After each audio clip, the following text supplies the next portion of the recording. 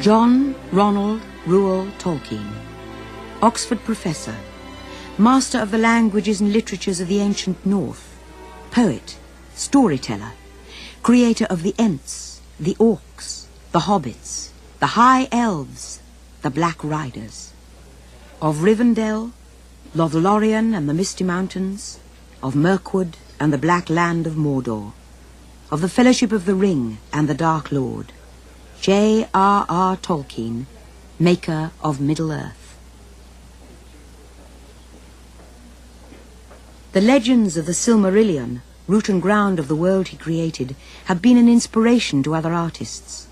The Hobbit, written for his children and published more than half a century ago, is known now all over the world, and The Lord of the Rings has come to be widely regarded as a formative book of our time. Nearly 40 years after its first publication, a special edition, illustrated by the artist Alan Lee, to commemorate the 100th anniversary of Tolkien's birth, sold out as soon as it reached the bookshops.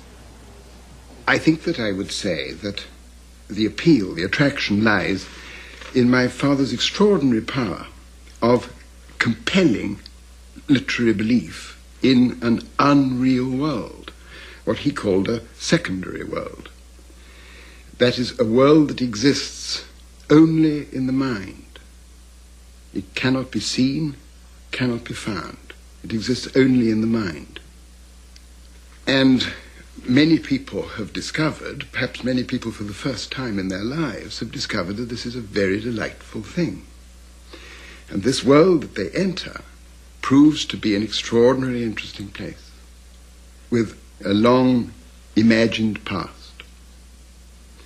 In this world, strange beings, beautiful, noble, terrifying, hideous, strange places, strange events are encountered.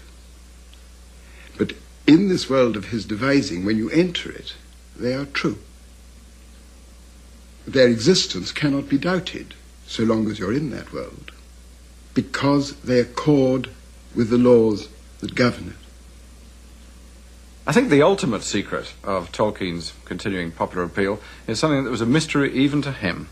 And I would say it was a quality of imagination.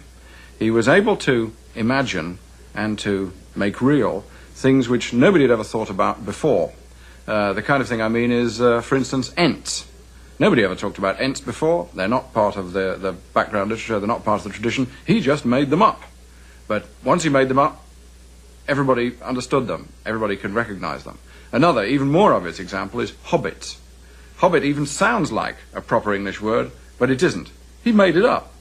And he made the whole conception up behind it. And yet, once he invented that, everybody, in a sense, has understood it, and many people have actually imitated it.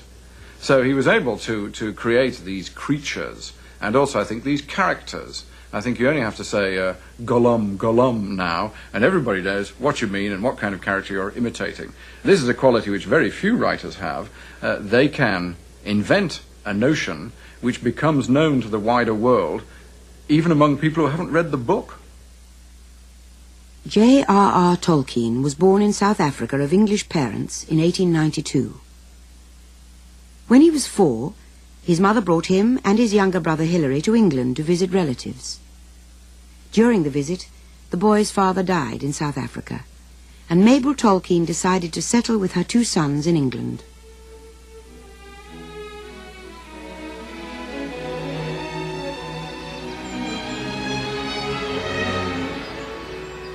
It was to the rural hamlet of Sarehole, on the southern edge of Birmingham, that Mabel Tolkien brought John Ronald and Hilary. This was the countryside where she herself had been brought up, and it was here that Tolkien first discovered his deep and abiding love of nature and his roots in the West Midlands. Tragically, when John Ronald was 12, Mabel Tolkien died. She had converted to the Catholic faith some years previously, and inspired by her memory, J.R.R. Tolkien remained a devout Roman Catholic all his life, as his eldest son, Father John Tolkien, recalls. It's one of those things that if you have something like that, you can't sort of say particularly where it comes out, I think. it pervade all his thinking and beliefs and everything else. So I think he was very much always the Christian, and didn't like the changes in the church in post-war. Of course, he very strongly couldn't see any point in abandoning Latin, because he spoke Latin. And he had his little, tiny little missal, which he'd always had. I don't know how long I've got it actually, in Latin. He used to try and struggle with using the Latin missal with the English Mass. Clearly, as soon as his mother became a Catholic and he became a Catholic, he just breathed that air and it all fitted in together. But I wouldn't mean for a moment that it was his intention to write a book that would teach Catholic ideals through a book. That not necessarily, that wouldn't necessarily have been crude allegory, but it wouldn't have been the kind of thing that he would have done. No, the values are there all the time because he was that kind of person. But I don't think the primary intention at any time was to exhibit noble ideals to the world and try to persuade the world to live by them. I think he just held these ideals. The world of Tolkien's books was already forming in his mind during his school days at King Edward's in Birmingham, and later as an undergraduate at Oxford University. His third son and literary executor, Christopher Tolkien, who lives in France with his wife Bailey, has edited and published many writings that were left in manuscript form at his father's death. He speaks of the nature of Tolkien's world, what he himself calls a secondary world. In his secondary world, which he worked on all his life, he developed it to this extraordinary vastness, solidity, and coherence, which is, I suppose, unique. And this secondary world, which is usually referred to as mistakenly, but entirely understandably, as Middle-earth, this comprehensive secondary world, inevitably it's his world. Its content will be his content. It will contain his griefs, his hopes, his experience, his concept of beauty and ugliness, his concept of good and evil. It will not be an ideal world. He wasn't interested in utopias, far from it. But it will too, inevitably, I think, be an archaic world in some aspects. Its archaism shows itself at once in the relatively small space that the man-made takes in it in relation to the world we inhabit now. And for him, the man-made was the great problem. He once said to me, you know, it isn't the not man, like the weather, nor man, even at a bad level. It's the man-made that is so ultimately daunting and insupportable. So his secondary world contains an extraordinarily small, relatively speaking to our world, amount of the man-made. And it's very well known, it's often said, he disliked the modern world. And of course, this is absolutely true. But what I would like to say is that it was absolutely inevitable that he should. It springs from exactly the same source as his desire for fantasy. In the modern world, the word modern is the word that has to be emphasized. He loved the world, and he was in no conceivable sense a misanthrope. The modern world meant for him essentially the machine. And once again, this was a word that he tried to enlarge, so that when he speaks of the machine, and he more than once expressly said that it was one of the underlying themes for him in The Lord of the Rings was the machine. We should think of something rather more than what the word machine naturally suggests to us, trains, motor cars, aeroplanes. He used it very compendiously to mean almost, you might say, an alternative solution to the development of the innate and inherent powers and talents of human beings. The machine meant for him, the wrong solution, the attempt to actualize our desires, like our desire to fly. It meant coercion, domination, for him the great enemy, coercion of other minds and other wills. This is tyranny. But he also saw the characteristic activity of the modern world as the coercion, the tyrannous reformation of the earth, our place. That is really why he hated machines. Of course, it's perfectly true. He hated the internal combustion engine for perfectly good practical reasons. I mean, noise, congestion, destruction of cities, and many people greatly agree with him now. And Tolkien's distaste extended to modern, labour-saving machinery. He used to sort of say, you only move the slavery out of sight, so it's much more effective, because nobody knows what's going on. So you put them in the factories where you can't see them. He actually mentioned this in a letter that I think is worth quoting, that he wrote to me when I was in South Africa. And he spoke of the tragedy and despair of all machinery laid bare. Unlike art, which is content to create a new secondary world in the mind, it attempts to actualize desire, and so to create power in this world. And that cannot really be done with any real satisfaction. Labor-saving machinery only creates endless and worse labor. In addition to this fundamental disability of a creature is added the fall, which makes our devices not only fail of their desire, but turn to new and horrible evil. And so we come inevitably from Daedalus and Icarus to the giant bomber.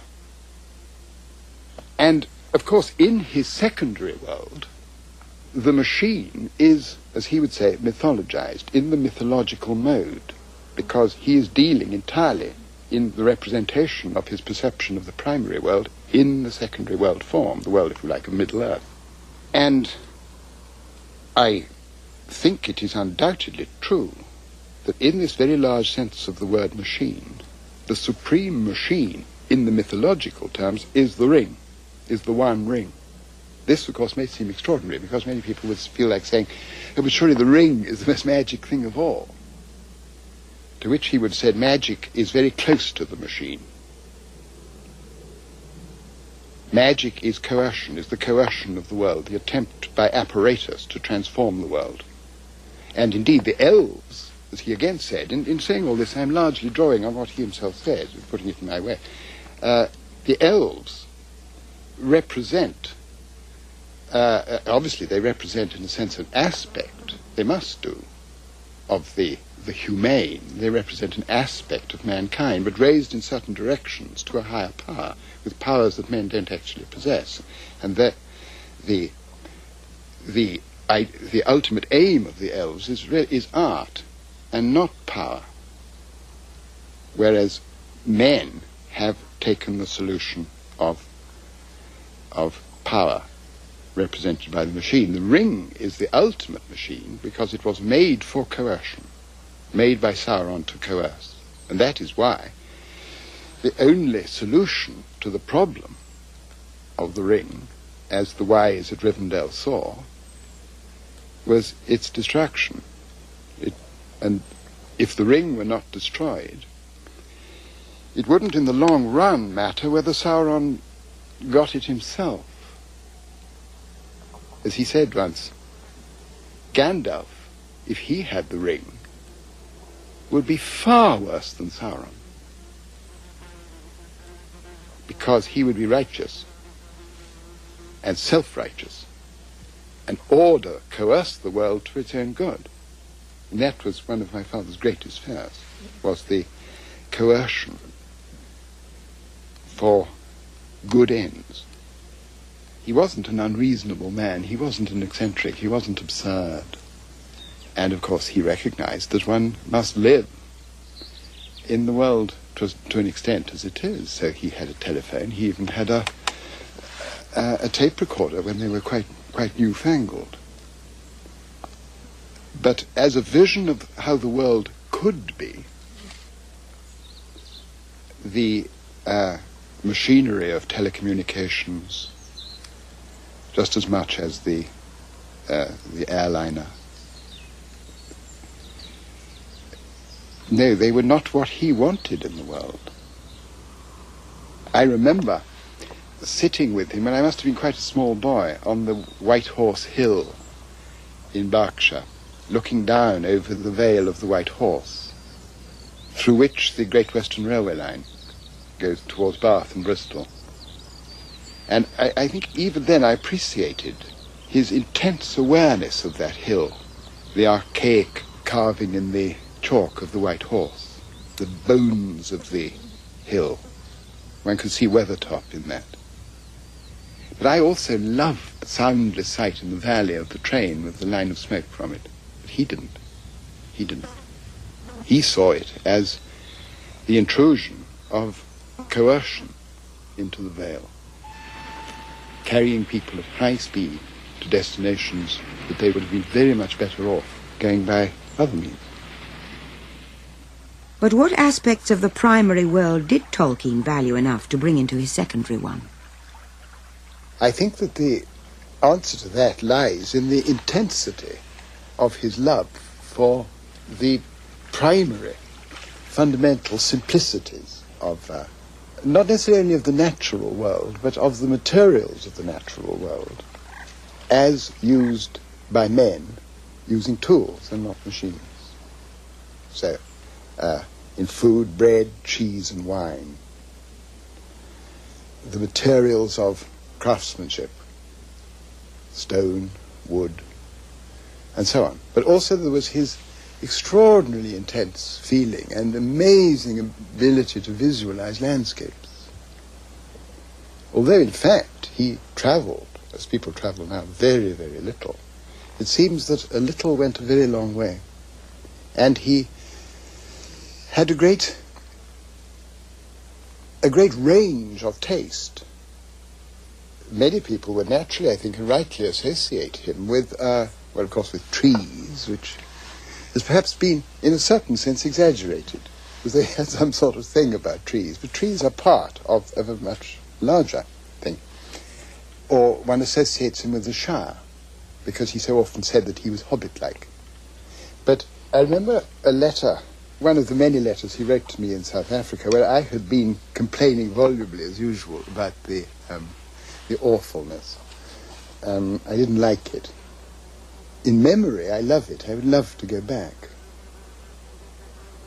Just as he once said that he would love, no, he never did, to go back to the long streets of Artois that he hated so deeply in the war. He said, I would have to go back. But he said, speaking of South Africa and the high veld where I spent so much of the time, all you say about the dryness, dustiness, and smell of the Satan-licked land reminds me of my mother. She hated it as a land and was alarmed to see symptoms of my father growing to like it. But oddly enough, all that you say, even to its detriment, only increases the longing I have always felt to see it again.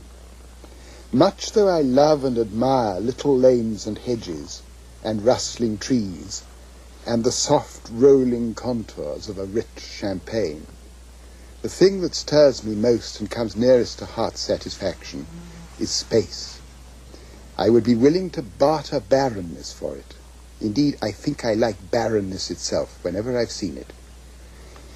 My heart still lingers among the high stony wastes, among the moraines and the mountain wreckage, silent in spite of the sound of thin, chill water.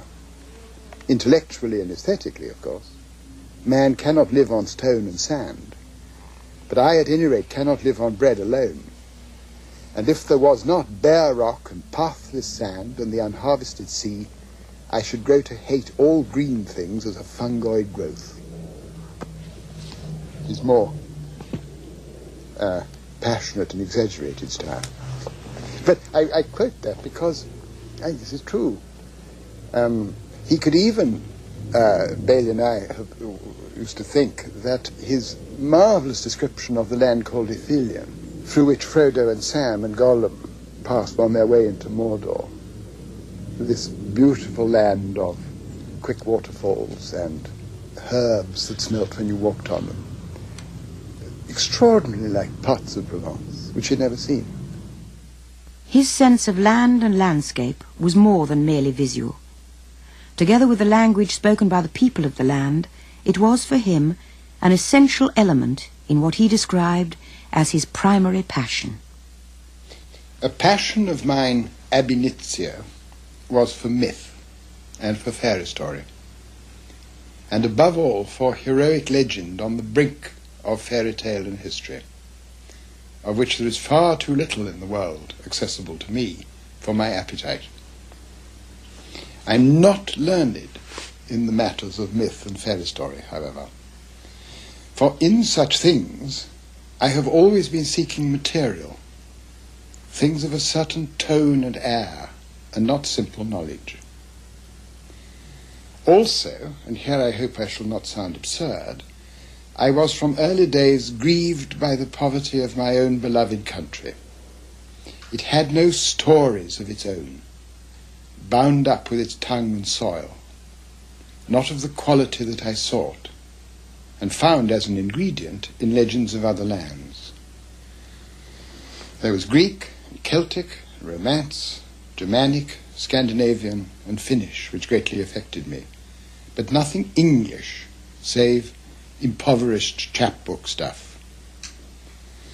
Of course there was and is all the Arthurian world, but powerful as it is imperfectly naturalized, associated with the soil of Britain, but not with English, does not replace what I felt to be missing. In the same letter, he went on to say, "Once upon a time, my crest has long since fallen, I had a mind to make a body of more or less connected legend, which I could dedicate to England, to my country." For Tolkien, this was a way of replacing that which England had lost. How was England demythologized? I would say the short answers are 1066 and the Industrial Revolution. In 1066, the English literary class was eliminated or dispossessed. We don't know what went down the plug with them, but we do know that native English literature was replaced very soon by a French-based literature. And what we've got left from before 1066 are fragments. We've got Beowulf with Grendel. We've got Beowulf with the dragon. We've got the strange Sigelherwan creatures who come out of Exodus. We don't have any Old English reference to Wudu Wasan, woodwoses. We only get people remembering them some hundreds of years later. But the memory of them some hundreds of years later indicates that perhaps there was a time when people really did know what they were, but we don't know about it anymore, because all that's been eliminated. So a whole tradition, I think, of non-human supernatural creatures has just been wiped away with only a few smears and scratches remaining. And that is something which happened to England because of 1066, which didn't happen to other European countries. And then the Industrial Revolution came along, and of course it came earlier in England than in other countries, and when it came along, it took people's interests away from the fairy tales and the folk tales which they used to get from their nannies. Now in Germany, they were still telling them in the 19th century when the Grimms made their collection. But when English collectors went round trying to make similar collections inspired by the Grimms in the later 19th century, there wasn't very much left at all. So by the accidents of defeat in battle or of economic progress, I think a whole native English world of stories was destroyed. And ever since then, England has not had, as it were, a native mythology. It's had to borrow things from other people, like trolls from the Scandinavians, for instance. As a Dane, as a somebody brought up in this part of the world, and brought up with a lot of the Norse sagas and the Eddas and things like that, which quite naturally came into my school curriculum, I recognized such a lot of little snippets and bits and pieces. I said, I wonder who this man can be. He must know an awful lot about Norse mythology. And I could also see that he was doing fascinating things with words and names. And I could recognize little snippets again, which was, I mean, quite plain Norse or I don't know ancient Norse myself, but I know Danish, of course, and I also know both Swedish and Norwegian.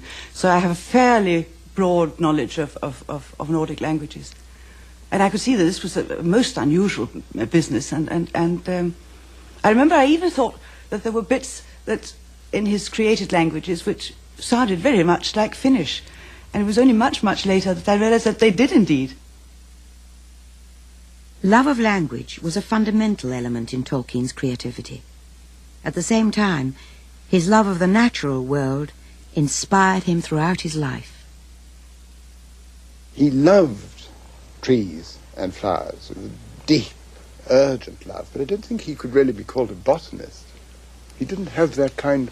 He obviously had the analytical wits for it, but they were all entirely used on philology. I don't think he would have wished, he certainly wouldn't have despised, but he wouldn't have wished to spend his time analyzing plants into different species. They would get taken up into the secondary world very quickly and become the plants of Middle Earth, like Nifredil or Simbelmyne, the white flower that grew specifically on the mounds of the dead. He would see them clearly. He had evidently a very powerful visualizing mind. But I think that the name Simbelmyne or Nifredil were absolutely essential to their existence in his mind. One thing I think I've learnt from Tolkien, which I think he'd be pleased about, is that he's made me a better observer. I actually look at things which he looked at because I've read him writing about them and started taking interest in them myself. So Tolkien, I think, is the kind of person who turns people into bird watchers or tree spotters or hedgerow grubbers. People who look at the plants and try to work out what they are, what their old name was, what they ought to be called now. A thing I never knew before is the tree which I call a rowan and which other people call a mountain ash. Rowan is Norse. Mountain ash is modern learned. What's the English word for it? I never knew. But actually, I read the Lord of the Rings carefully and I realized that the old English word is quickbeam, quickbeam, and actually the modern English word is quicken or wicken. Now, I know lots of people who have names like Wickenden. I just didn't know what it meant before. An established Oxford Don, Tolkien's genius was further employed in the 1920s and 30s, creating stories for his 4 children, John, Michael, Christopher and Priscilla. He had married Edith Bratt in 1916 and was now settled with his family in North Oxford. J.R.R. Tolkien was also a talented artist, and every December he combined this with his gift for storytelling. In 1920, when John was 3 years old, Tolkien had written a note to his son in shaky handwriting signed, Father Christmas. From then on, he produced letters every Christmas, to his children's great delight. They used to come either by post, with the postman, because he bribed the postman to put them through the door with the post, or if they were a bit late, they were on the mat in front of the stove in the dining room, and there would be snowy footmarks across the floor. We never discovered, for a long time, never suspected that they were him, until one night we used to hang our big stockings on the bottom of the bed, and one night Michael and I still had a room together, and the door opened. We hadn't gone to sleep, and he stubbed his foot on the door and said blast in the only way that he could say it, and we knew who it was, but we hid under the blanket so as not to let him know that we knew, and we never let on to anybody that we knew till years afterwards. He was extremely clever in making the whole Father Christmas business totally credible to young children. There was the thing of the postman bringing the letters to the door with the North Pole stamps on them, and the whole way in which we put letters on the fire. And in the earlier part of the year, say in October, they wouldn't go for weeks, and then suddenly they would go. And we were, at that stage of our lives, deeply convinced in the reality of this, deeply convinced. Of course, one was more interested in the presents, in a way, whereas you can see from his letters that there was beginning to be a new secondary world. There was a sense in which, nonetheless, we were actually drawn in, I think, to the secondary world. It was actually existing, so it was intensely exciting. Intensely exciting. And frightening. Because when one heard, one couldn't go to sleep on Christmas Eve, but when one heard the tread of Father Christmas's feet coming up the stairs, then one pulled the clothes over one's head, and because something very strange had entered the house. After my father-in-law died and we received this vast mass of papers that he had kept all those years, some of which hadn't been looked at by anyone other than him, possibly not by him, the Father Christmas letters turned up. Nobody knew that they still existed. Nobody knew that he'd kept them, but he had. And they were there, absolutely intact, with the envelopes, the stamps, and everything. And it was decided that we could try it could be tried to make them into a book. They do produce a fairly coherent story, even though they consisted of these isolated letters written once a year.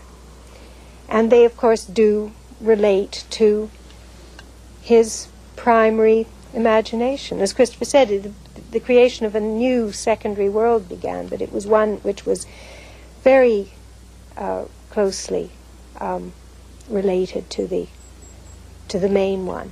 What do you think the poor dear old bear has been and done this time? Nothing as bad as letting off all the lights. Only fell from top to bottom of the main stairs on Thursday. We were beginning to get the first lot of parcels down out of the storerooms into the hall. Polar Bear would insist on taking an enormous pile on his head as well as lots in his arms. Bang, rumble, clatter, crash, awful moanings and growlings.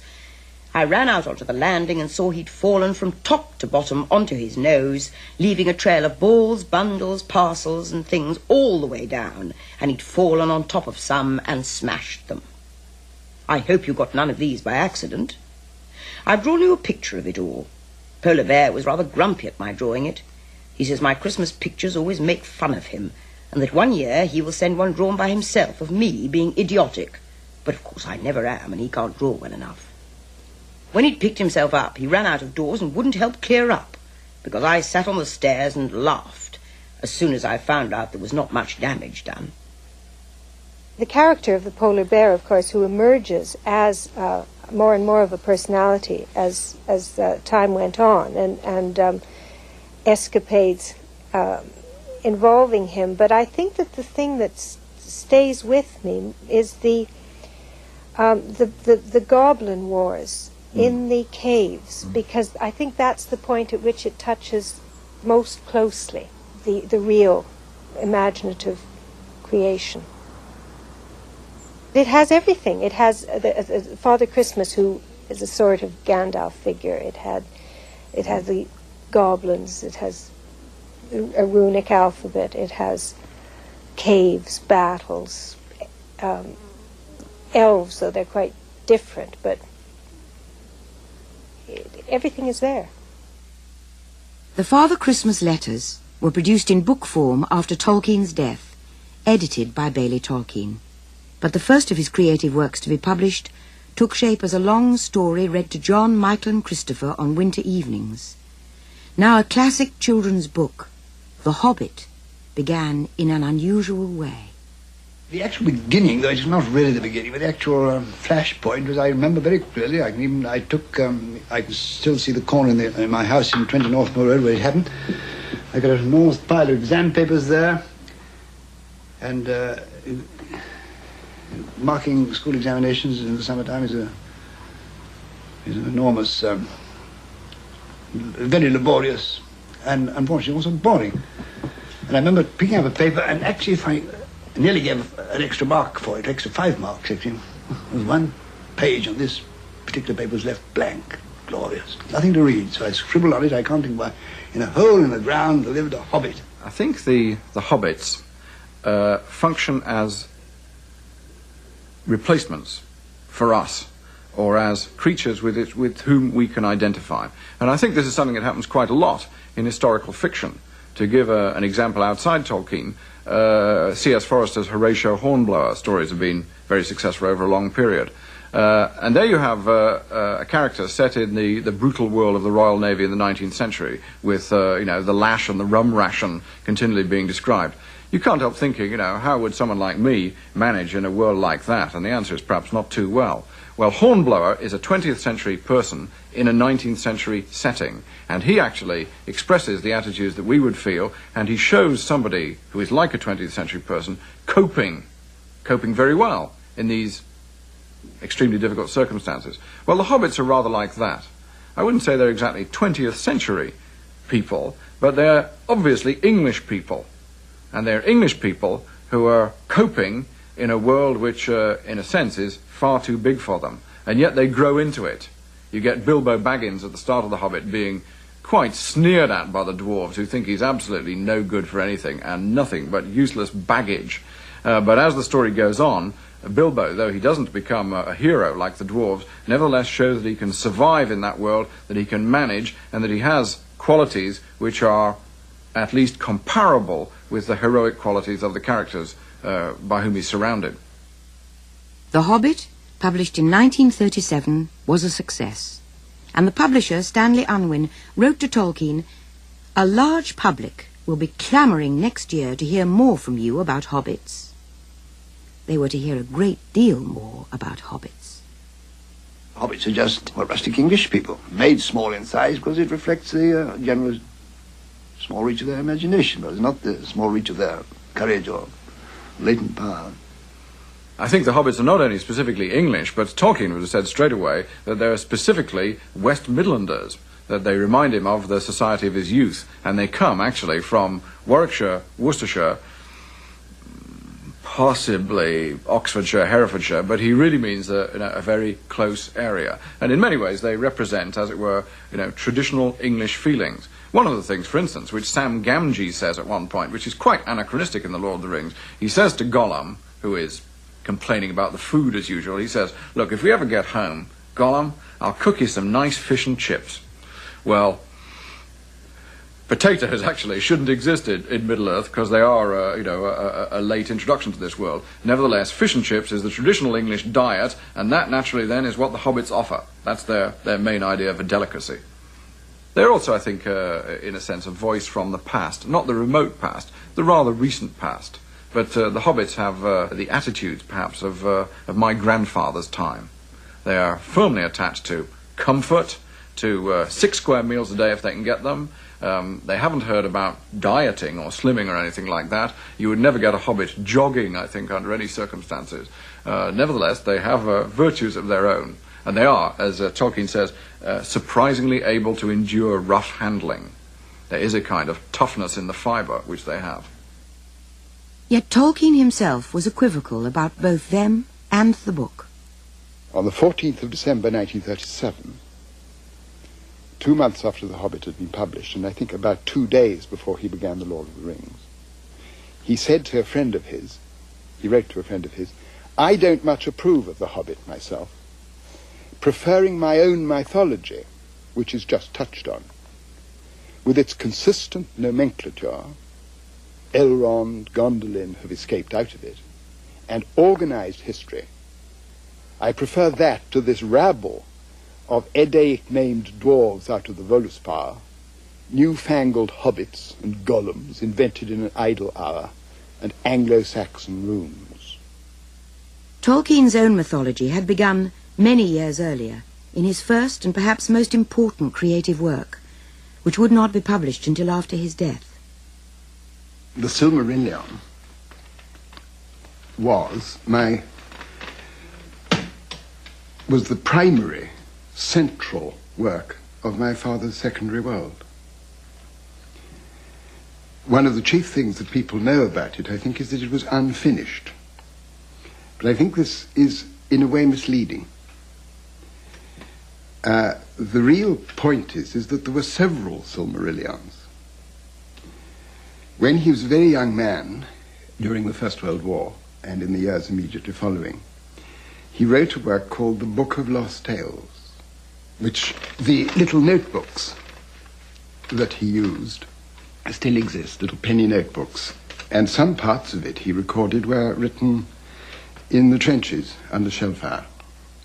And this was the first Silmarillion, although he didn't then call it that.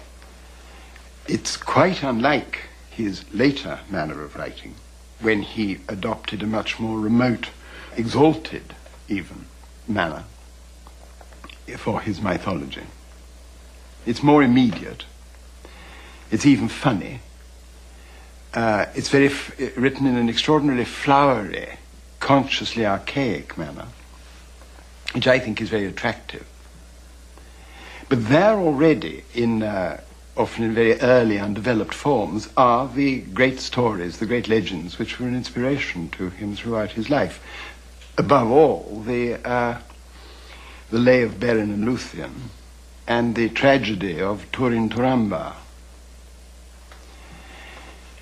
Another Silmarillion was already in existence by about 1930.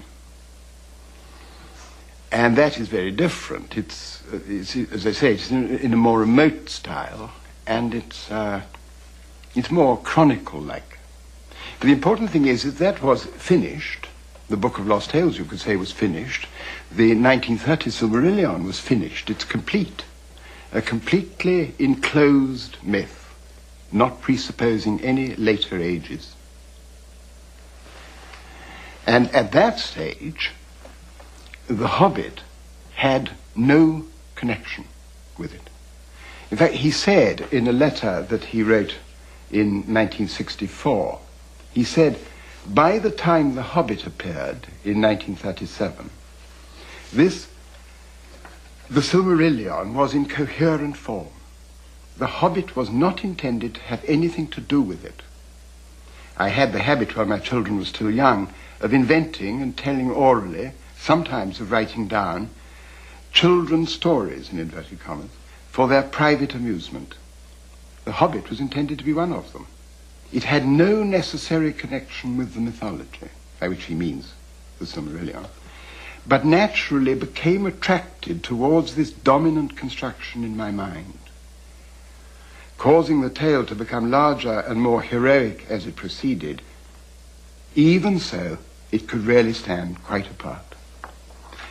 And so you see the famous names of Middle-earth, such as the Misty Mountains, Mirkwood, the great river of Wilderland, they began with The Hobbit and had no necessary association at all with the mythology as it existed at that time. The Lord of the Rings began as the sequel to The Hobbit. But this dominant construction in my mind, as he says, attracted everything into it. Attracted The Hobbit, and still more, of course, attracted The Lord of the Rings. So The Lord of the Rings becomes, in the most complex fashion, both the sequel to The Hobbit and heavily involved with the Silmarillion. The Lord of the Rings, Tolkien's heroic romance, as he called it, with its vast imagined world, was begun in 1937. But it took him 12 years to write. At the same time, he continued with his academic work as Professor of Anglo-Saxon at Oxford, which was so closely related to his creative writing. I think that they were intertwined with each other. If I call the content as opposed to the practice of his academic work is one of the primary ingredients in the secondary world of many kinds. Anglo-Saxon above all, and of course the philology. The philology of the primary world relates very, very closely to the languages of the secondary world. Sindarin and Quenya, the languages, the elvish languages of Middle-earth. They're totally different in the sense in which he used the word fantasy. They are the languages of the fantasy. But they're very hard. They're hard-bitten. They have their own severe phonetics, their severe grammatical history, which shows, I think, is important because it shows what the word fantasy means. There's nothing crazy or absurd in the idea. His fantasy philology is just as strict as the philology of the Germanic languages that he practiced that he expounded as a professor. So I think that the content of his academic life, as I say, intertwined and was productive, very productive, in his sub-creative world. It seems to me that he poured everything he knew about early literature into the fiction, and that one of the great strengths of the fiction has been this sense of an enormous weight of knowledge and accumulated experience and accumulated thought which has been put into it and which cannot be counterfeited, which cannot be faked. In terms of actual content, of course, an important element in The Lord of the Rings, which plays no part in The Hobbit, I think, or in the Silmarillion, but plays a very important part in The Lord of the Rings, is the kingdom of Rohan, which is modelled on, in a sense, transformed. It's not supposed to be historical because it's in the secondary world, but the inspiration for Rohan derives very evidently from Anglo-Saxon England. And the philology does not derive from any direct imitation of real languages in the world. Not at all. But of course it does derive from his mastery of the history of actual languages.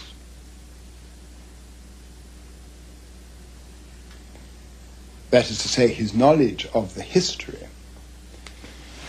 of English, German, so forth, other Germanic languages. He used this kind of knowledge, his knowledge of phonetics, of phonetic history, to devise his own languages. That is what gives them their extraordinary credibility, because he composed them historically. He started from ancient forms, and just as with a real language, within the history of Middle-earth, he devised the changes of pronunciation that overtook them, just as they do in real languages. And therefore, if he wanted a new word within one of these languages, he didn't simply select a few syllables that attracted him. He worked out what that word would actually be. And he works out, as it were, the sound changes that will, fictionally, will have passed over them in the course of time, as they do in all languages. And this is what gives to these languages their extraordinary, one of the most powerful things in his works, even for those who have no understanding of the nature of the philology, this extraordinary sense that they cohere, they are real, they have the trademark of being a totally individual speech. Just as even if you don't know French, you can say that's French or that's Swedish, because they have the characteristic note and quality, and his languages do that. And were the languages Tolkien created comprehensive? They're not entirely comprehensive because they don't have a big enough vocabulary. On the other hand, I think what you do when you're creating languages is to work out the grammar first, and then, in Tolkien's case, you work out the main verbal roots, and then you play around with the verbal roots. And at the end of it, you have the grammar and the beginnings of a dictionary. But you also have the potential for creating the rest of the dictionary. But you don't have to create the whole of the dictionary. You only use the words you happen to need at that particular moment. I first began seriously to invent languages about when I was 13 or 14. I've never stopped, really. Languages have a flavour to me, which I never understand people saying, for instance, it was awfully dry and dull, because a new language to me is just like taking a new wine or a new sweetmeat or something. As the creator or sub-creator of these languages, he could take great delight in them because he could make the sounds that were developed by the phonetic changes attractive to his own ear, so that he could say that Quenya was the language that he really deeply desired, whereas none of the languages of the world really came quite there. He loved Anglo-Saxon, but he didn't like it as much. He loved Finnish, which was an important influence on Quenya. But Quenya was the language of his heart. It was the language that he wanted. What I'm doing now is to try and write in Elvish, because my writing is very inferior to the Elv. Their standard greeting when meeting: a star shines upon our meeting.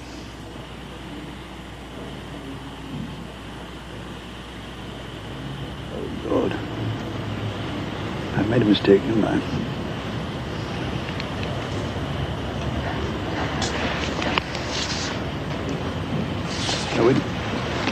And that stands for Ellen, Sila, Lumen, Aumenti Elvo. It's a rather beautiful language, I think. Arel berethglil thoniel, sidivren penamiriel o menel aglar elenath, nachaired palandiriel o galathremmin enorath, fanuilos lelinathon, nevaya si nevayaron. During the long years in which he worked on the languages and the legends, the stories themselves seemed to evolve, as if under other influence than that of their creator. In the case, for instance, particularly of the Silmarillion, what is so fascinating is because it lasted so long, and because he wrote so many versions, you can follow the changes in great detail when you've got the papers in the right order. And the movements in the legends, moving from one text to another very gradually, mean that after the passage of years in my father's life, you have a movement in the legends similar to the actual movements in the legends of actual peoples. So you see, in one particular case I can think of, a great king in the earlier stages of the mythology, Orodreth of Nargothrond. He slowly, as the years pass, becomes diminished and is ultimately rejected completely from the dynasty, the kingly dynasty he belonged to. And the reason for this was that another of my father's legends slowly made contact with the first one, and the internal dynamics of the legends forced this king into a inferior, and therefore he becomes cowardly, weak, and in a sense disappears through the sheer internal energy or dynamics of the movements of the legends. Throughout his life, J.R.R. Tolkien enjoyed discussing literary subjects with his friends and colleagues. He belonged to many literary clubs, both official and unofficial, where lively debates took place. In Oxford for many years, he was a central figure in a group called the Inklings. They met every week in a pub called the Eagle and Child. It's only strangers who call it the Eagle and Child. It's really the Bird and Baby. And in the Bird and Baby, the Inklings, who were a group of like-minded dons and neo-dons, used to meet from 1939 right through the war. They came every Tuesday lunchtime. They sat in this room, and they were, in fact, a club, a male club. And they met also in evenings in C.S. Lewis's rooms in Magdalen. Very few outside his generation came to them. I was lodging during some of this period just up the road. Never knew they were happening, these meetings of the Inklings. But it was a very important thing, and it's nice to be still in this pub, and where you can imagine them sitting round, not in great comfort, and during the war, not with even very much beer, but talking literary talk, and working in complete isolation from the rest of the literary establishment. During the evening meetings in Lewis's rooms, the Inklings read parts of their books to each other. The Lord of the Rings was read chapter by chapter. At that sound the bent shape of the king sprang suddenly erect. Tall and proud he seemed again. and rising in his stirrups he cried in a loud voice, more clear than any there had ever heard a mortal man achieve before, "Arise, arise, riders of Theoden! Fell leads awake, fire and slaughter! Spear shall be shaken, shield be splintered, sword day, red day ere the sun rises! Ride now, ride to Gondor!" The Inklings had a small nucleus of regular members, with others attending on an occasional basis. But at the centre of the group was Tolkien's great friend, C.S. Lewis. The profound attachment and imaginative intimacy between him and Lewis was, I think, in some ways the real core of it. Certainly it was of profound importance to my father, that relationship. Indeed, to both of them. The fact that they drifted apart in their later on, I think myself, it was sad. But I think I would say that it was no more than a drifting apart. I don't think myself that it really requires to be studied in depth. I think what I should concentrate on was the extraordinary support of mind, of taste, that they offered each other. I think he felt that he owed a very great deal to Lewis in his encouragement of him as a writer. And I think he did say, and certainly conveyed this, that but for Lewis's encouragement when things were difficult, he might never have got The Lord of the Rings complete. So I think he felt an enormous debt to him there, and they mutually gave each other great encouragement over their writings. I think that it was the most tremendous grief and blow when Lewis died, even though in the years preceding Lewis's death, following Lewis's marriage, and also after his move to Cambridge, they'd not met regularly and they'd seen very little of each other, and there was a lessening of the bond, a loosening of the bonds, and a loss of what my father would call the communion between them. But nonetheless, I think the memory was always there and the affection remained. In a letter he wrote to me, which was in response to a letter I wrote to him of sympathy after Lewis's death, he said that he had the normal feelings of a man of his age who feels he's losing his leaves one by one, but that Lewis's death felt like an axe being taken to the roots, which I think expresses far more than anything else what he must have felt. With Lewis's encouragement, Tolkien persevered with the enormous task of completing The Lord of the Rings. It is often said that the writings of any major author must, to some extent, be autobiographical. How true was this in Tolkien's case, both specifically in The Lord of the Rings and generally in his other works? I have a passage taken from my father's story, Leaf by Niggle, which is probably the most obviously autobiographical of anything he wrote, I think. And Mr. Niggle is a painter who can never get his big work finished, which is a painting of a tree. And finally he comes to die, which is what is called in the story going on a journey. And he finds himself eventually in another country. Niggle pushed open the gate, jumped on the bicycle, and went bowling downhill in the spring sunshine. Before long, he found that the path on which he had started had disappeared, and the bicycle was rolling along over a marvellous turf. It was green and close, and yet he could see every blade distinctly.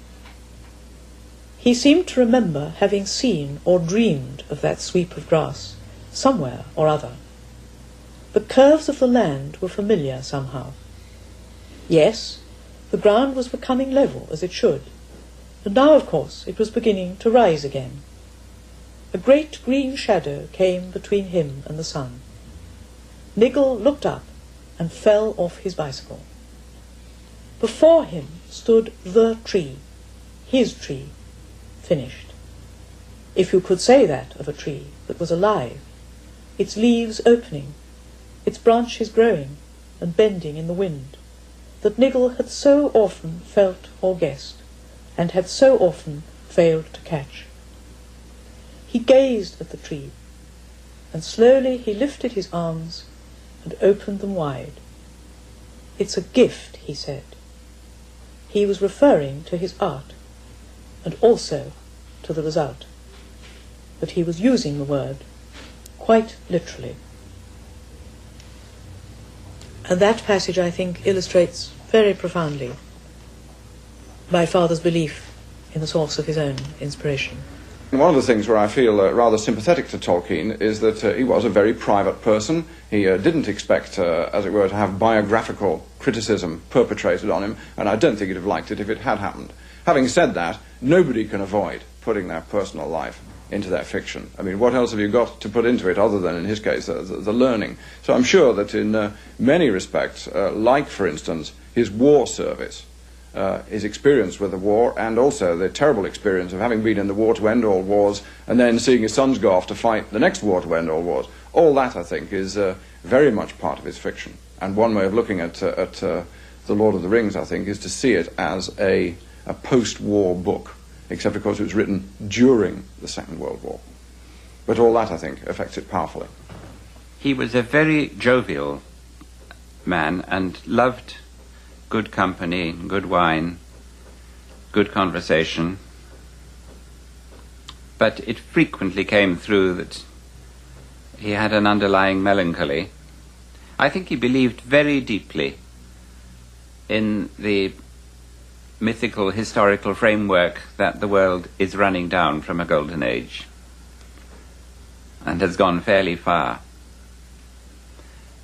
And that, of course, is also the framework of his whole creative work, now that we have so much more than just The Lord of the Rings. And his sorrow at the destruction of the English countryside, this came out again and again and again, and that is really encapsulated in what the heroes of The Lord of the Rings found when they went back to the Shire. And the sense of evil actually comes across to me more powerfully in that scene when they come back to the Shire and see that the meanness of the destruction. This is more powerful to me than all the evocation of the grand and cosmic evils of Mordor itself. Because I think the other was storytelling, but this was what he had felt. It was one of the saddest hours in their lives. The great chimney rose up before them, and as they drew near the old village across the water, through rows of new mean houses along each side of the road, they saw the new mill in all its frowning and dirty ugliness, a great brick building straddling the stream, which it fouled with a steaming and stinking outflow. All along the Bywater Road, every tree had been felled.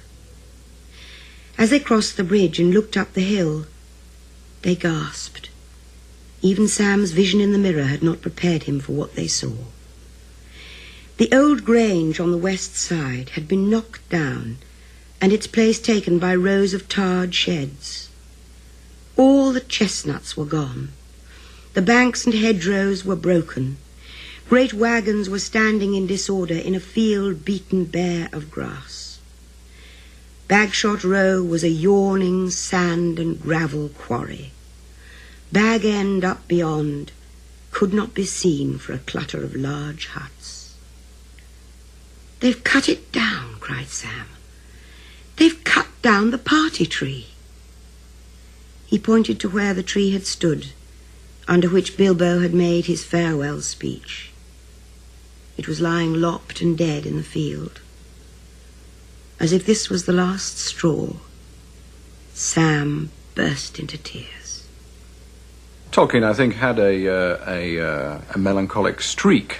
Perhaps that's putting it too far. I would put it this way, that when he was 22, he had many friends. When he was 26, they were nearly all dead. Obviously, an experience like this does affect anybody, and from a very early period, Tolkien obviously continues to think about death. And part of his mythology is to construct a race of creatures who are deathless and who wish to escape from deathlessness in the way that human beings wish to escape from death. But the centre of all that is the thought of death.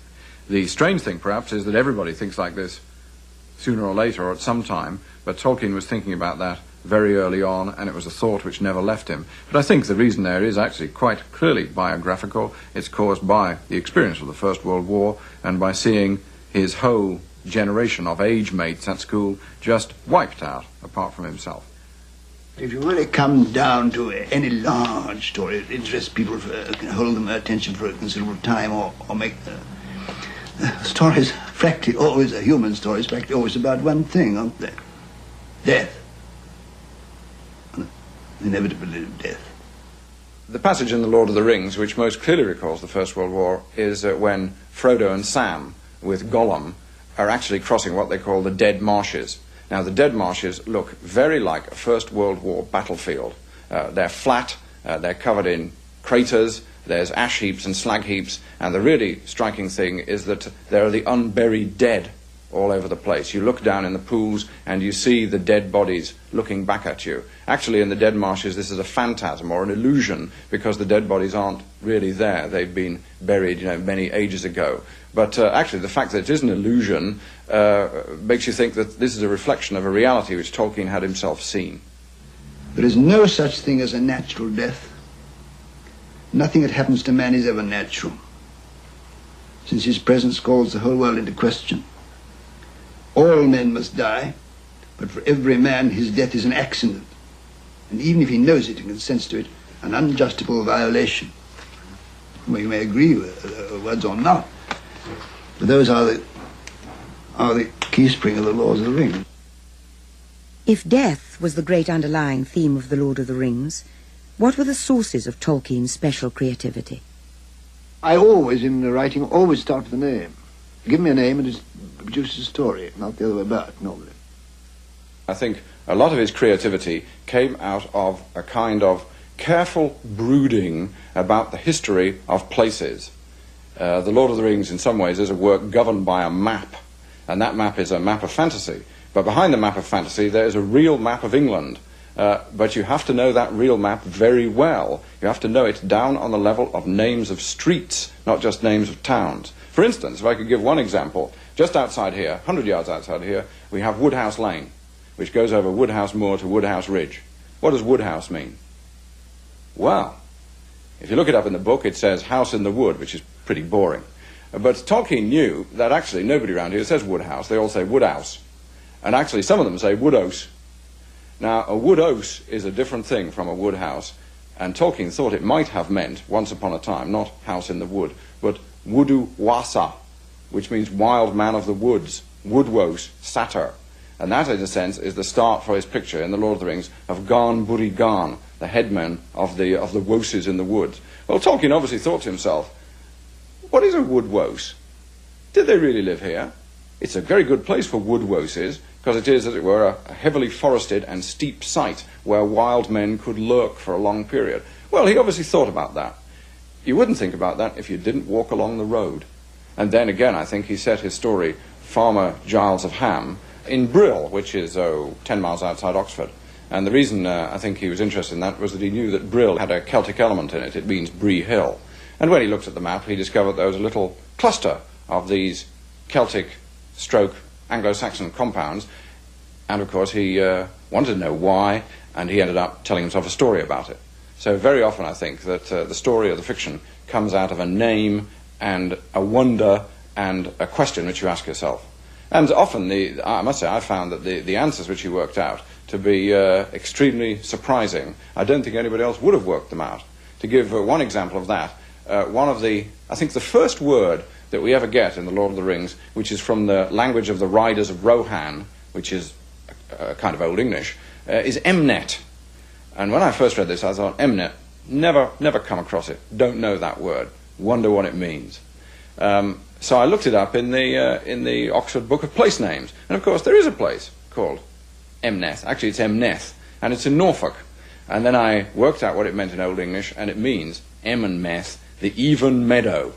And I realized, actually, that what Tolkien had asked himself was, if the Old English had not lived in a wooded, hilly island, but lived on a flat grass plain, what would they have called the flat grass plain? What would their word be for steppe or for prairie? What would the native English word for that be? And he answered that it actually would be an emnet. And we haven't got any emnets in England, except actually, of course, in Norfolk. That's the one place where you do find flat grass plains. So he told himself that this is the answer to it. And again, the thought and the word and the place name give you a major element in the culture, in the whole build-up of the riders of Rohan, of the Riddermark. So all the time, I think, his mind turned on names and places and landscape and history, and it's from that the fiction develops. The love of word lore came first, and then the imagination of a world for the languages to live in, and then the story grew with this extraordinary experience to which he bore witness, that the story told itself, that he, as it were, heard it and put it down. And two of the things that give it its incredible coherence and convincingness, inducing what Coleridge called the suspension of disbelief, is that the languages are so coherent. Whereas in many other fantasies you feel that the names are like pantomime names. They're just reached out from here and there. But his names are all coherent. And he explains they've all got meanings in the different languages. And the other thing is that he had this strong experience that it was given to him, that he was recording something that was happening, and therefore the story was all important. Priscilla Tolkien recalls that parts of the story of The Lord of the Rings had a powerful effect on her, particularly the description of the Black Riders. I remember that I had nightmares about the Black Riders. It was so powerful. The other thing I remember too is that when I came to read the book and reread it a long time afterwards, I still felt just as frightened, even though I knew what was going to happen, that they would eventually get away, as it were, from the Black Riders. And that, I think, remained in my mind as a very important fact about literature, that the important thing is the threat and is the feeling that you have, the fear, and not actually knowing what happens. That's perhaps one reason why I always have found whodunits rather unsatisfactory form of reading, because if it's just the thrill of finding out what happened, you don't really want to read it again. But if it's the emotion, then that's forever if it's great literature. And it's a very good book. It's well written. It's extraordinarily rich and complex. It has some very sharply drawn characters. And it is an absorbing story. It's one of the oldest stories, The Journey, and one of the newest in its new-old treatment. But the book itself is good. It's not just a freak. He was a very good writer, and he knew what he was doing. I suppose that my favorite character out of all of those wonderful characters would be Frodo, who to me, and there's a great debate about this, is really the hero of the story. They're all marvelous, and I love Pippin and Merry, who gets kind of overlooked. But Frodo seems to me at once the most deeply timeless and the most modern of all the people in the story. And to me it is both a very mythic and a very medievally colored story, but I think it is very deeply rooted in the 20th century, in Tolkien's own time and place, and sensibility. And I think Frodo reflects that more than any of the others. He is somebody who takes on a job because he has to, that nobody else wants, and that is doomed to failure. He's too little for it, literally and metaphorically, and yet he rises to it better than anyone else could. And he fails heroically. And that, to me, is very much a manifestation of our own time and place and what everybody feels about this century that we're in. Frodo is the most ordinary and the most extraordinary of the hobbits. Very quiet. He doesn't have the personality quirks that some of the others do that makes them more fun to play. He doesn't have the speech patterns that Gollum has, or the kind of childishness that makes Gollum terribly attractive. But Frodo could be any of us, and I don't think any of us would want to be Gollum, although we can recognize it. Frodo tries very hard to do something impossible. He gives up everything in the course of it. He loses everything. Tolkien's very tough on Frodo, and I find that very moving. This is the end of the Lord of the Rings, the end of the last chapter. And I begin with Gandalf speaking at the Grey Havens as he and Frodo prepare to leave in the last ship.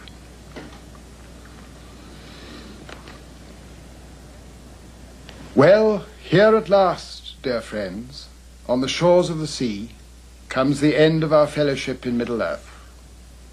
Go in peace. I will not say, do not weep, for not all tears are an evil. Then Frodo kissed Merry and Pippin, and last of all Sam, and went aboard. And the sails were drawn up, and the wind blew, and slowly the ship slipped away down the long grey firth. And the light of the glass of Galadriel that Frodo bore glimmered and was lost. And the ship went out into the high sea, and passed on into the west, until at last, on a night of rain, Frodo smelled a sweet fragrance on the air, and heard the sound of singing that came over the water. And then it seemed to him that, as in his dream in the house of Bombadil, the grey rain curtain turned all to silver glass and was rolled back, and he beheld white shores, and beyond them a far green country under a swift sunrise. But to Sam the evening deepened to darkness as he stood at the haven. And as he looked at the grey sea, he saw only a shadow on the waters that was soon lost in the west. There he stood far into the night, hearing only the sigh and murmur of the waves on the shores of Middle-earth, and the sound of them sank deep into his heart. Beside him stood Merry and Pippin, and they were silent. At last the three companions turned away, and never again looking back, they rode slowly homewards. And they spoke no word to one another until they came back to the Shire, but each had great comfort in his friends on the long grey road. At last they rode over the downs and took the east road, and then Merry and Pippin rode on to Buckland, and already they were singing again as they went. But Sam turned to Bywater, and so came back up the hill as day was ending once more. And he went on, and there was yellow light and fire within, and the evening meal was ready, and he was expected. And Rose drew him in, and set him in his chair, and put little Eleanor upon his lap. He drew a deep breath. "Well, I'm back," he said. 12 years after he had begun it, Tolkien finally completed The Lord of the Rings in 1949. But he had great difficulty in finishing it. He would rewrite passages time and again, constantly seeking a better expression, and he put the greatest emphasis on the accuracy of the smallest details. I do remember him saying things like that he had to rewrite a whole part of The Lord of the Rings because he, or at least a whole chapter, which might have been quite a lot, because he had described something as being by full moon, and realized on looking back at the time scheme that he was a day in advance, that the moon couldn't have been full till the next day. And I mean, one person in 1,000 of readers would probably have noticed that, but he wouldn't dream of leaving something like that in. The moons, I think, finally, the moons and the suns have worked out according to what they were in this part of the world in 1942, actually. I mean, I'm not a good enough mathematician or astronomer to work out where they might have been 7,000, 8,000 years ago, but as long as they correspond to some real configuration of it, was good enough. Despite Tolkien's perfectionism, The Lord of the Rings was at last published in 3 volumes during 1954 and 1955. It was a book in an entirely new genre, and the publishers all worried about its reception. These worries were shared by the book's author, as he confided to his close friend, Father Robert Murray. He just had no idea how they would take it. And Rainer Unwin himself had slightly suggested such fears to him, that people would think of it as an allegory or a book with a message or something, and he abhorred that idea. So he really didn't know what would happen. He thought it might be taken in a vulgar spirit, just as a thriller. He thought it was the most important thing he had done. He cared deeply about all the values which are enshrined in it, which are very old-fashioned values, the values of epic poetry and chivalry and all kinds of things which people now connect with the Middle Ages. He cared very much about all these things. And I think that those ancient values are very far from dead, but have been stifled in modern culture. But he tapped the sources of continuing enthusiasm for them. The whole position of Aragorn as the king who is to return is like a kind of secular messianism, an expected king, a descendant of the glorious king of the past, who is going to come back. We're familiar with its Jewish biblical form, but there's an analogous form in the idea that King Arthur is not dead but sleeping and will come back, which is there in some strands of mythical thinking in our literature. And I think he tapped all that.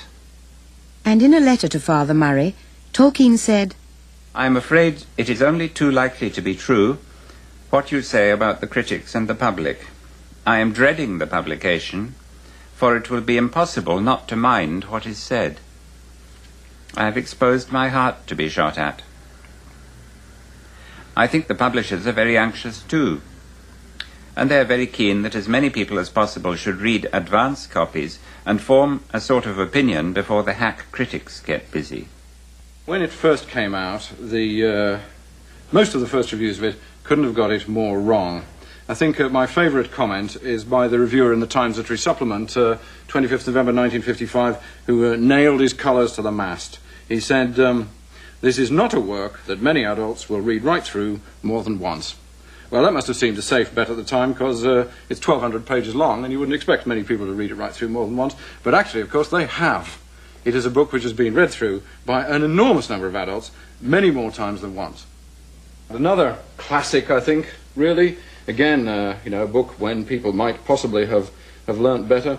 This book says, talking in a very advanced critical language, that The Lord of the Rings is over-coded because the megatext has to be constantly explained. Well, leave that aside. But it goes on to say, nor are the histories and genealogies in the least necessary to the narrative, but they have given much infantile happiness to the Tolkien clubs and societies. Well, that's just name-calling, infantile happiness. But when somebody says the histories and genealogies are not in the least necessary to the narrative, now that's dead wrong. That's not only wrong, that's stupidly wrong. Actually, what they give to the narrative is something which Tolkien was very aware of, and which he often talked and wrote about, and which he valued very much, and that is depth. So you don't just have, as it were, a flat, garish, shiny surface. You have something which has depth behind it, and a feeling that this is a world where you can ask a question about it, and you'll get an answer. And if you ask a question about the question, or a question about the answer, then you'll get more answers, because it's all there already. And that gives you an illusion of reality. But the illusion has been deliberately created. The critics were varied in their reaction to The Lord of the Rings. Among the condemnations, there were some significant good reviews. Bernard Levin wrote that it would be impossible to do justice to this magnificent book. To begin with, the learning is prodigious. But why did some of the critics get it so wrong? I would think that they read it right, and they realized what it was trying to do, and then they realized they didn't like that, so they denied their own response. And that, I think, is the worst thing a critic can do. When you know it in your heart, but then you think, I'm going to suppress this because it is giving an answer which I didn't expect and I don't like. So I think there was a kind of a self-censorship there. I think that one thing is that there's a kind of ideological opposition. That Tolkien, in a way, was sticking up for the past, and not just the far remote past, but also actually the near past. Perhaps we're going back to the First World War again. After the First World War, the dominant literary response to everything was irony. Now, Tolkien was capable of irony, but he did not actually write in an ironic mode. Actually, I think he was writing in a romantic mode. And that mode they thought had, that mode, should we say, the critics thought, the academic world thought, had actually been completely drained. It had finished. You couldn't do it again. And here's somebody coming along, insisting on doing something again, which they thought they'd buried. But he resurrected it. Well, that couldn't be allowed, and so the feeling was, this is a success, but we're not going to admit that. We're going to say it's a failure because on our little plan of literary genres, it ought to be a failure. You can't do things like that anymore. People are various, and tastes differ, and not everybody's going to like the same thing. I don't recommend The Lord of the Rings to people, because I'd rather have them discover it, and because I'm not sure until I know somebody very well whether they're going to like it or not. Tolkien wrote an essay on Beowulf, in which he took on all the people who were embarrassed at the fact that Beowulf was about a man who fought dragons, and dismissed it as a fairy story, because they were slightly uneasy with the idea that a grown-up person would write or sing or be involved in such a story. And I think there's still a lot of people who would have that response. And for those people, that's not their book. And for people who like that sort of thing, that's the sort of thing they like. Among the people who definitely did not like Tolkien's book were many of his fellow academics, and this attitude prevails today. The academic reaction has been, I think, comically bad. I can understand people saying, I don't like this book, and I don't think anybody should like this book. That makes sense. But from the moment The Lord of the Rings was published, you got people saying, I don't like this book, and nobody else does either. And that's just not true. You can say, I don't like it, and anybody who does like it is an idiot. That's understandable. But then you've got to explain why there are so many people like that. And actually, it would be a better idea to try to explain why it was successful. But actually, there's been very strong aversion, as I say, to doing that. There were people who are reading the book and then averting their eyes and talking about some other book they thought they might have read. But they disliked it so much they couldn't watch it. They couldn't see it clearly. Now that, I think, was quite an interesting reaction. If you create that reaction in people, you have, so to speak, hit them on the funny bone. And you then wonder quite, how he managed to do that. But I think there's another reason, which is this, that Tolkien, like me, was the professor of English language. And he spent his time teaching Old English and Middle English and Old Icelandic and unfashionable subjects like that.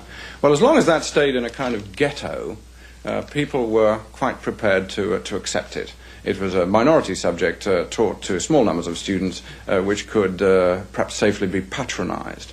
And what I think was particularly irritating was to find that the literary success of the century coming out of Oxford University was not one of the runners they'd backed, but one of the runners they hadn't backed. In fact, one of the runners they were dead sure wasn't going to start. And the sudden appearance, as it were, of this minority subject appealing to a very large community over the heads of the accredited scholars and the accredited literary critics and the academic world in general, that actually must have been, a shock and an embarrassment. And I think those reactions are still very prominent. The Lord of the Rings' popularity and appeal may have offended the academic establishment, but the book became a huge success, with a particular following in the United States, where part of its appeal was its very Englishness.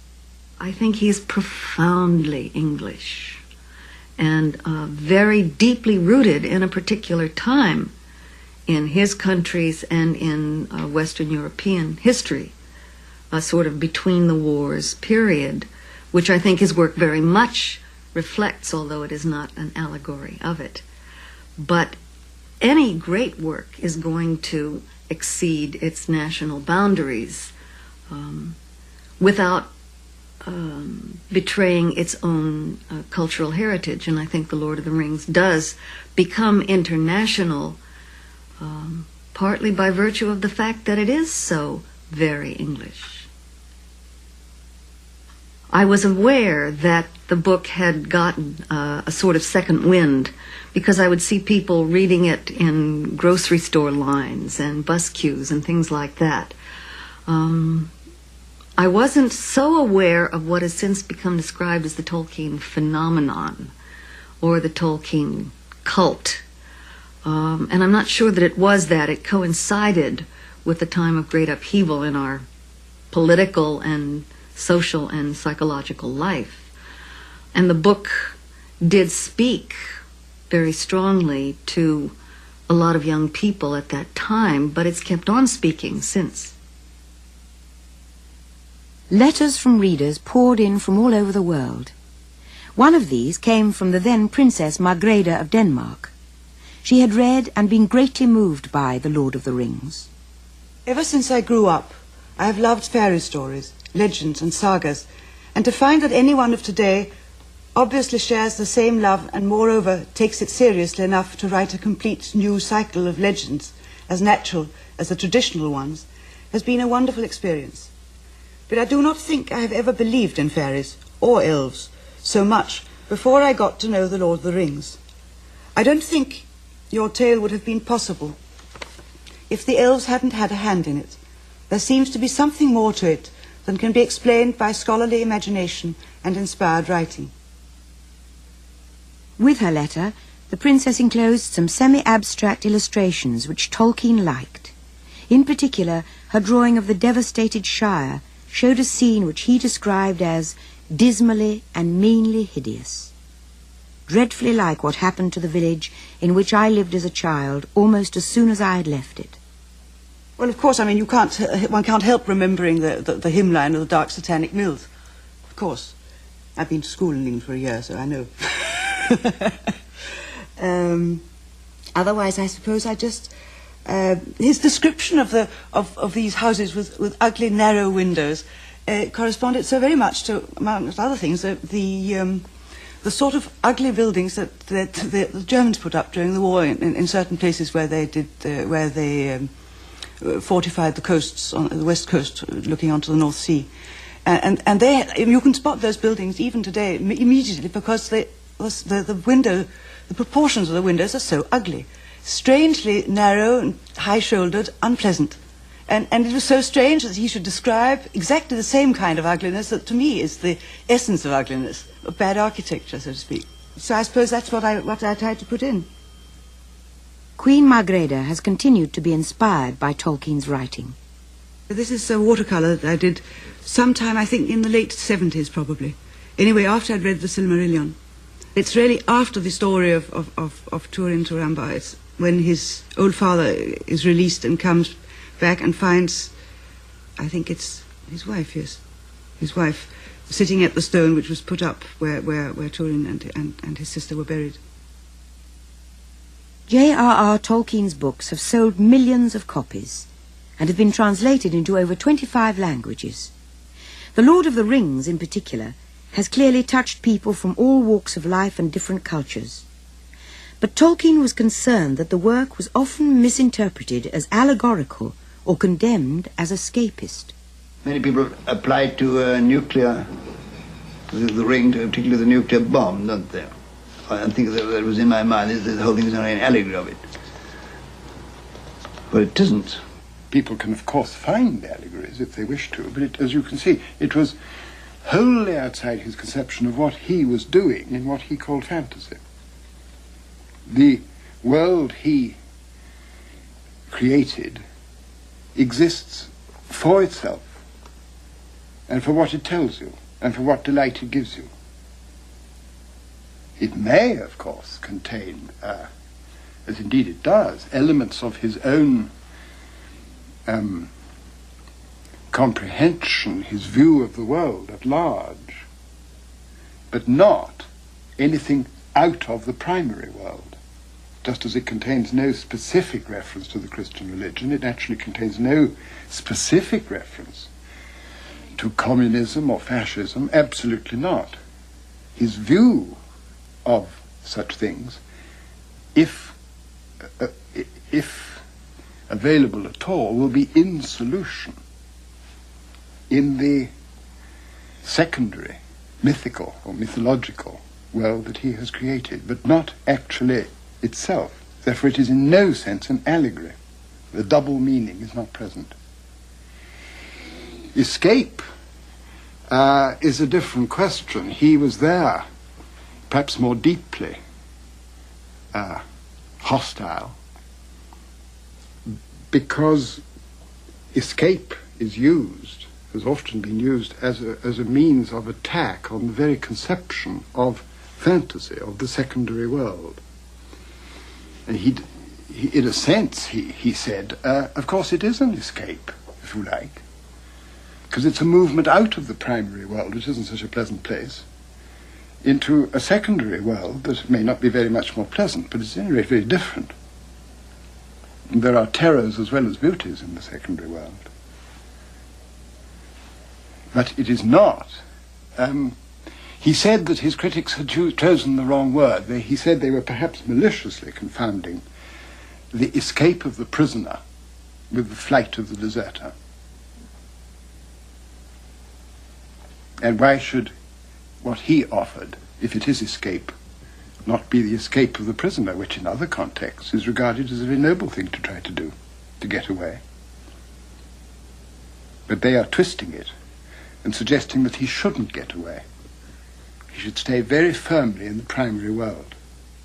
With all the attention he was receiving, instead of a quiet retirement, Tolkien found to his amazement that his books had brought him enormous success and fame.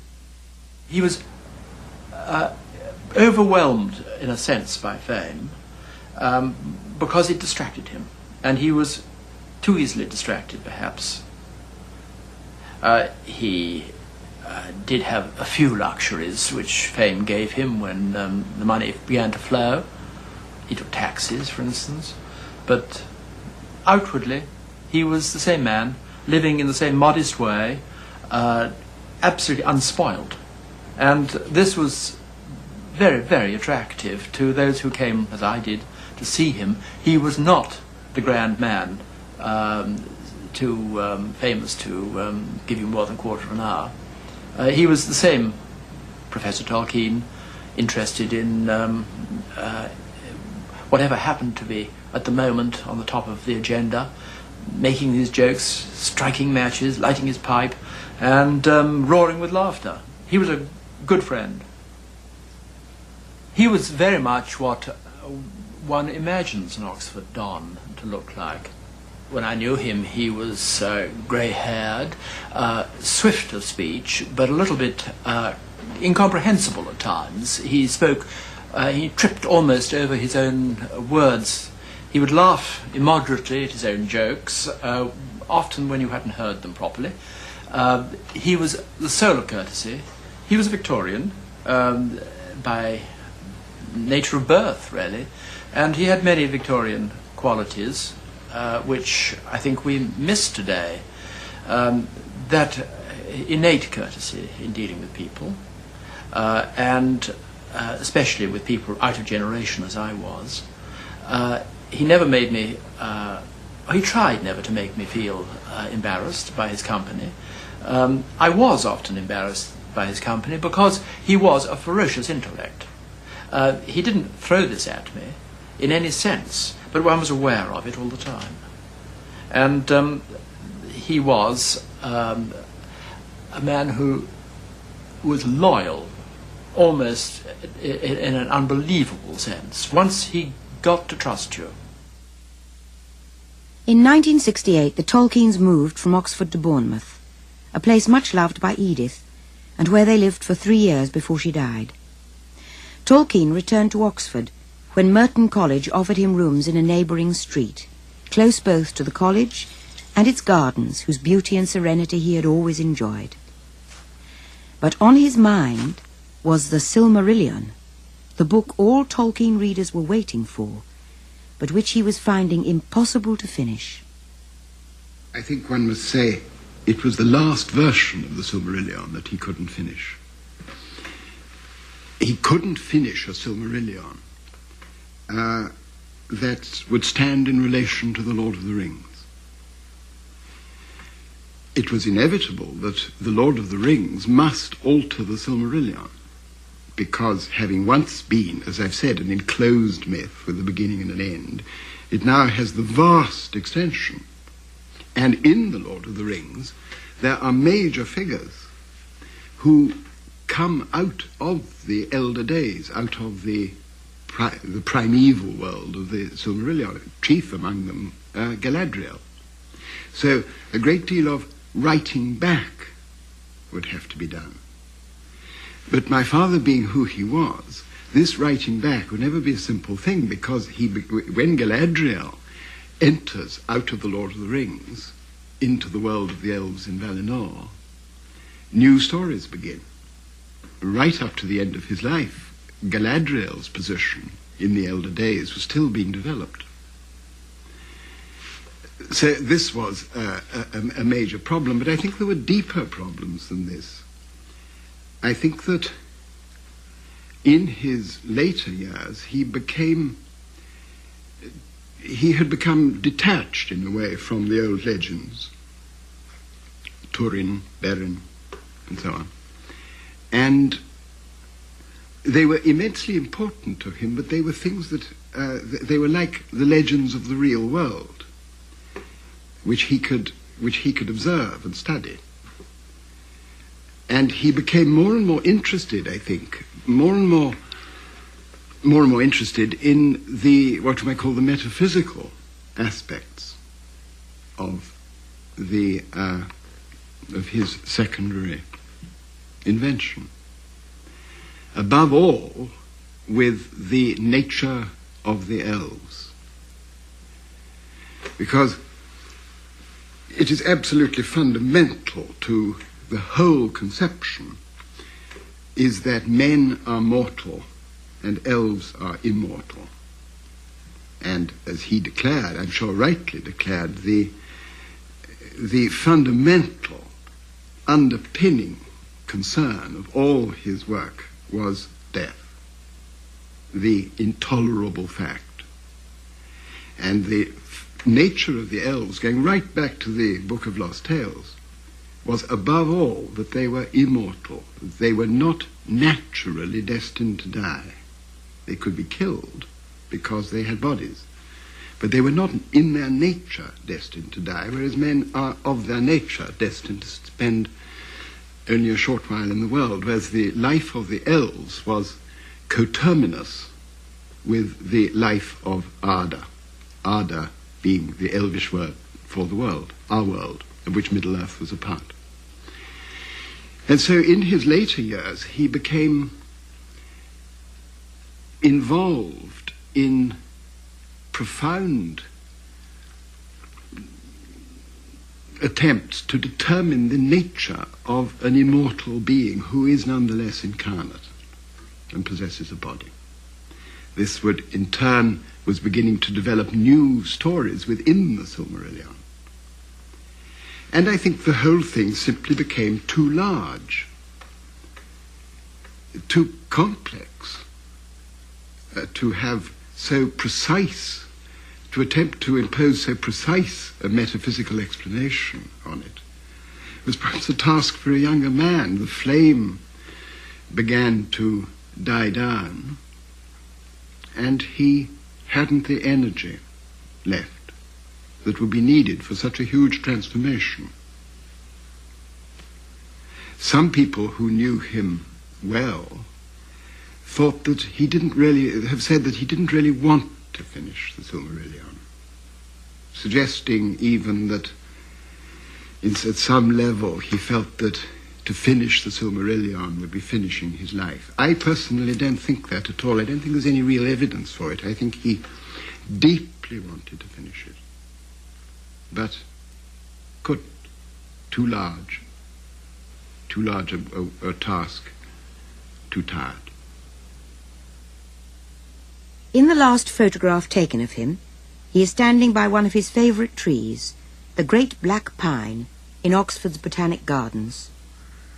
Less than a month later, on September the 2nd, 1973, J.R.R. Tolkien died, aged 81, and was buried with Edith in Wolvercote Cemetery. Christopher Tolkien brought the Silmarillion into publishable form after his father's death, and like the previous books, it became a bestseller. Interest in Tolkien's writing is as flourishing today as ever, with each new generation discovering the delights of his created world. There's a great hunger for some kind of literary tradition, I feel, among my students, so that I get students who've read Tolkien's Lord of the Rings 10 times and students who've never read it but are pulled into it by the idea that there's a connection between the medieval and the modern that they want to explore. The book taps into, I think, some very old patterns of desire that everybody has, of wanting a world that's richer and deeper and more alive than the one that Descartes has given us, wanting to find not magic but enchantment in the world around us, which Tolkien's world will give you on an abiding basis, so that when you have closed the book, you can look around you and your eyes still keep that imprint. You still see that world in the world that you live in.